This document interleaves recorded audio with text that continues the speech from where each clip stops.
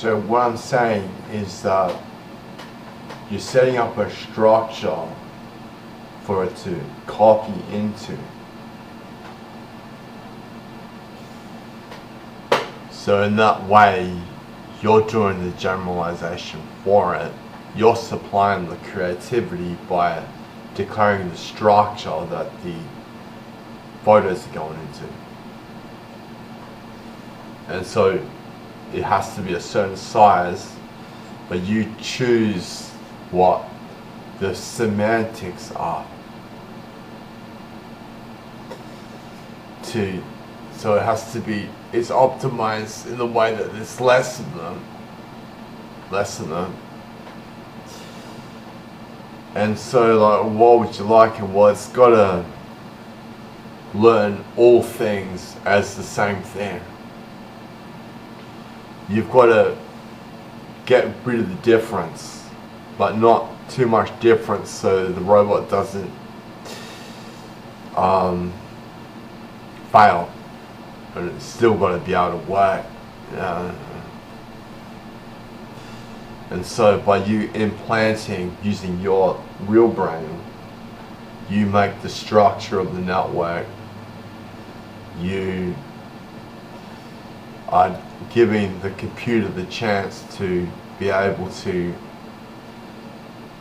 learn with creativity.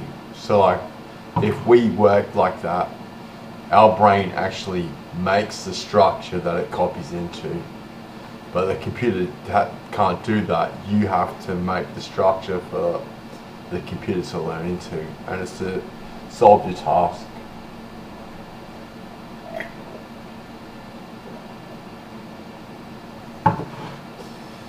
And so this is just what I'm doing. I'm doing something cheesy too. I'm just introducing my work to you.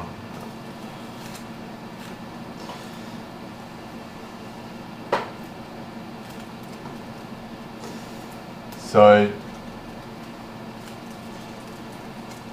in this network, there's a description of the image of its environment in very few variables,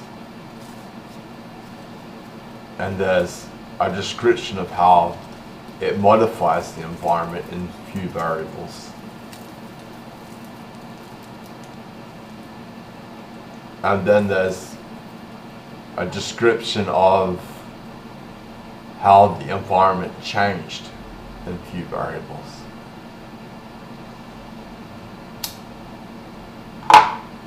So there's the image of the environment, there's how it changed, how it affected the image, and then there's the effect of what changed in the image, the result.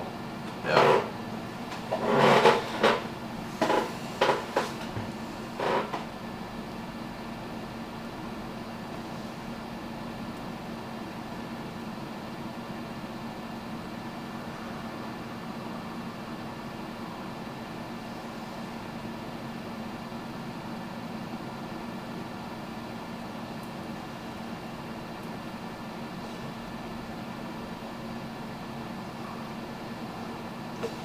And that has to be under 20 scalars, and you're using linear interpolation for the rest of the data in this one.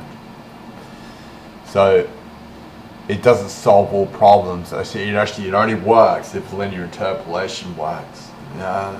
Is it linear interpolatable? And so I'm just saying, I'm guessing that Newton physics is linear interpolatable, or it doesn't even work. Is Newton physics interpolatable? It is to a degree, definitely, but who knows how much.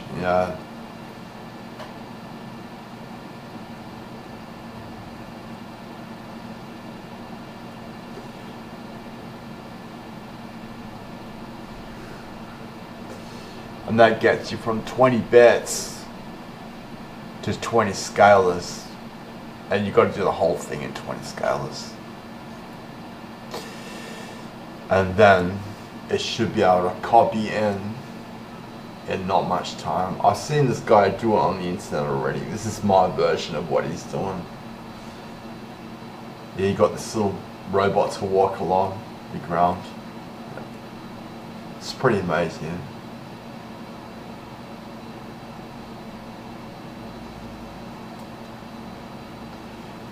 And so that gives you 20 scalars to do it.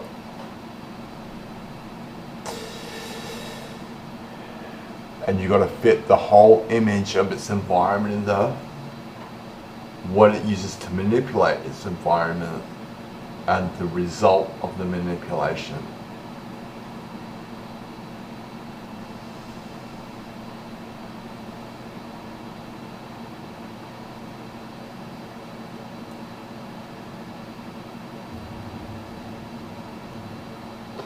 And then it has to go into a data system where it supports all interpolations between the pointers that are stored, and that's like its automatic creativity. It's just linear interpolation because it's a machine. I know that it's kind of funny to think that your robot could be alive, but it's not. It's not actually alive in a serious way. Yeah.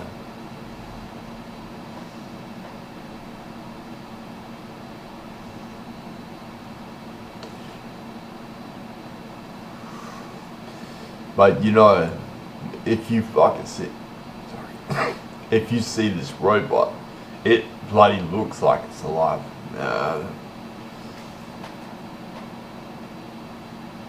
It really does. I bet some people would actually not want to hurt it because it seems so lifelike. But it's just a data system. Yeah.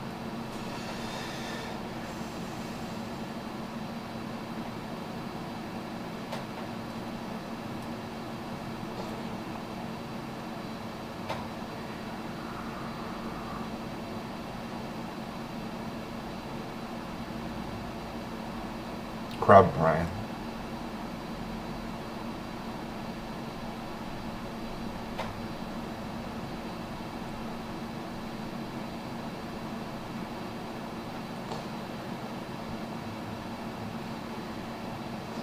Got a crab schematic flattened out on the wall. And there's little veins everywhere. No.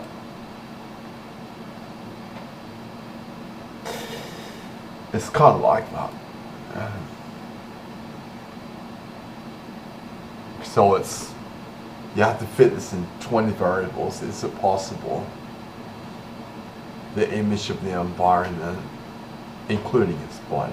I can't put that in 20 variables. Yeah, I know it's hard. It's like you got a problem. It's like a sort of impossible problem. You got to fit this in 20 variables. The image of itself in an environment includes itself, how it manipulates the environment, and the result of the manipulation.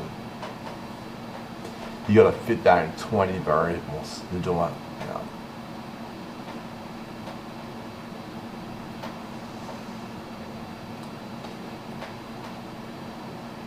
What if he's got 20 legs? It's impossible.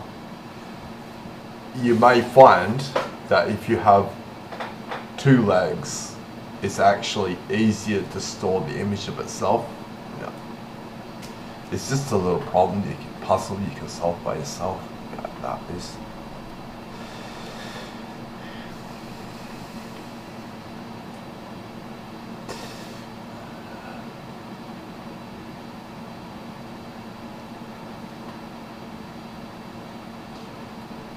So little things are magic. Yeah. See, the one with the little brain and the simple body is smarter than the one with lots of body and the complex brain. Yeah. He didn't even run. He didn't even get off the ground. But the little one actually gets off the ground. Yeah.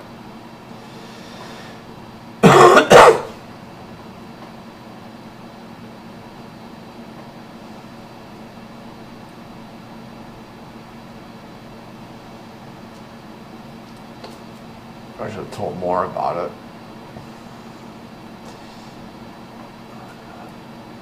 Oh yeah, and if you make it really light and strong for its size, strong for its weight, its strength-weight ratio of the robot is in the air more than it's on the ground. Yeah.